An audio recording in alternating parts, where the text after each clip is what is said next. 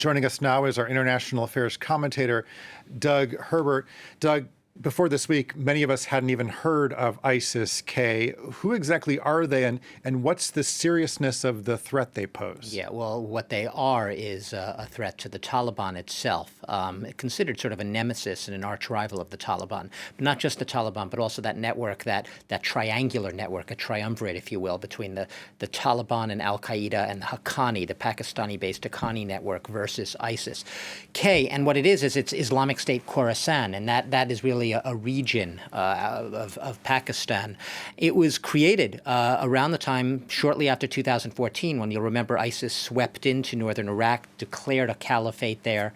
Months later, there were a bunch of disaffected members of the Pakistani branch of the Taliban who came over and joined this new group. They were disaffected with the Taliban. They were looking for alternatives, more militant, even more hard-line alternatives. They joined the ISIS-K branch, and they really took root in the eastern parts of Afghanistan, the northern parts of Afghanistan, Kunar province, Nangarhar province. And as we just heard from Catherine, they've been notorious for literally dozens of attacks. And you don't have to go back to 2014. This year alone, we've seen attack after attack using a whole range of different methods which bear the hallmark of the ISIS group, from suicide bombers, bomb-laden trucks, improvised explosive devices, but also signally crowds. Crowds tend to be what they are most attracted to. Crowds act as magnets, infiltrating suicide bombers into crowds, setting off some sort of explosive device explosions, which then draw other people to the area, rescue services, and then often there's another attack shortly thereafter. But the main thing to keep in mind with this group is they are not in any way, as far as we know, allied with the Taliban. Just the opposite. This is a group which is not just a loose cannon, but has very much its own agenda, sees the Taliban as weak, sees the Taliban as a group that's willing to make compromises with the Americans and the West. As we've been reporting, the Taliban's very letting the Americans carry out this evacuation at Kabul airport, even as they control the rest of Kabul. That is seen by the ISIS group as beyond the pale, which is why we have these very credible threats of some sort of attack, even before the evacuation deadline arrives, of an attack by this group, by this ISIS-K group.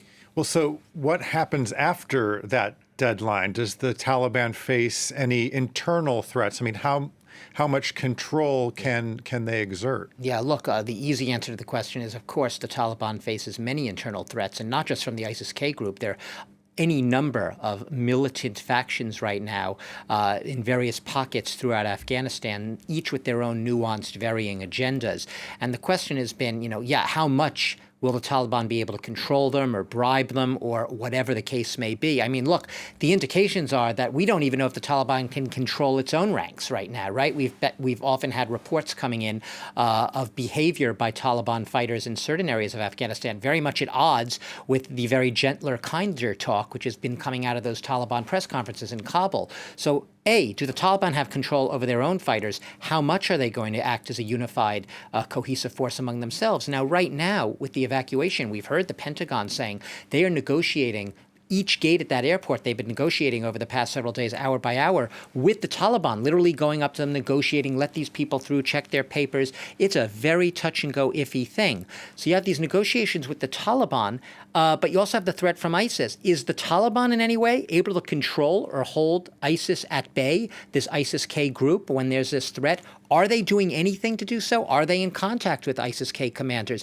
Do they even, if they are in contact, do they have the will to do so? Or are they willing perhaps to turn a blind eye to anything that the ISIS-K group may be planning? These are all questions we can't answer. And we'll start to perhaps get hints of an answer after August 31st, when not just Kabul, but the area of the airport too, once the Western forces are gone, the U.S. troops are gone, and that evacuation ends. Once Taliban is in control of all of Kabul plus the airport, what sort of agreements, if any, will they be able to reach with the other groups in their midst, and what sort of rivalry will we see emerge between ISIS-K and the Taliban? Well, and I think that speaks to how complicated the effort has been to carry out this evacuation. Yeah, and the evacuation, it gets more complicated almost by the minute because, this isn't just a fear-mongering thing. These are real incredible threats that we heard earlier, our terrorism expert, Wasim, on the air, basically talking about that he was surprised that ISIS-K hadn't already carried out a threat. Like, what are they waiting for, right? They have all the means. What is keeping them from actually doing something? They have the organizational wherewithal. Well, one thing right now that you could perhaps speculate is the American commanders, at least for the time being, think that there maybe it has a semblance of control or some sort of indication that as long as they get out, there won't be that attack. But that attack looms large, and they're using it as the primary justification right now, in addition to the Taliban ultimatum of August 31st, as Joe Biden's main reason for getting out. He doesn't want to have more U.S. troops' bodies on his hands. He doesn't want to have more disaster and a more chaotic situation. And once you're in, it's a slippery slope. Once you go back in and try to take on any of these threats, real and perceived, it becomes something that's much more difficult to extract yourself from. So really, it's an exercise right now in cutting losses with the American evacuation. Yes, the tempo's stepping up. Yes, they're trying to get out as many people as they can, as fast as they can each hour. We said a flight every 45 minutes yesterday. That presumably will even perhaps be picking up today and tomorrow. Europeans winding down already and leaving. U.S. troops starting to leave that airport. So right now, the evacuation is really in its final hours, and it's hard to see a scenario whereby there'd be a contingency for extending that U.S. presence and the U.S. evacuation beyond August 31st. Of course, it's a lot more complicated now because people are being told not at all to go to the airport. And where, so, I heard that too, right? We all read it from the same sources. Where does that leave people, right? I mean, we've heard reports that it's thousands of U.S. Citizens, but also tens of thousands of Afghans in the group of special immigrant visa Afghans waiting for those applications to be processed who are technically eligible to go, plus perhaps thousands of more vulnerable Afghans who worked with NGOs and other organizations. Where do they go? Well, they're saying, try to get to a border.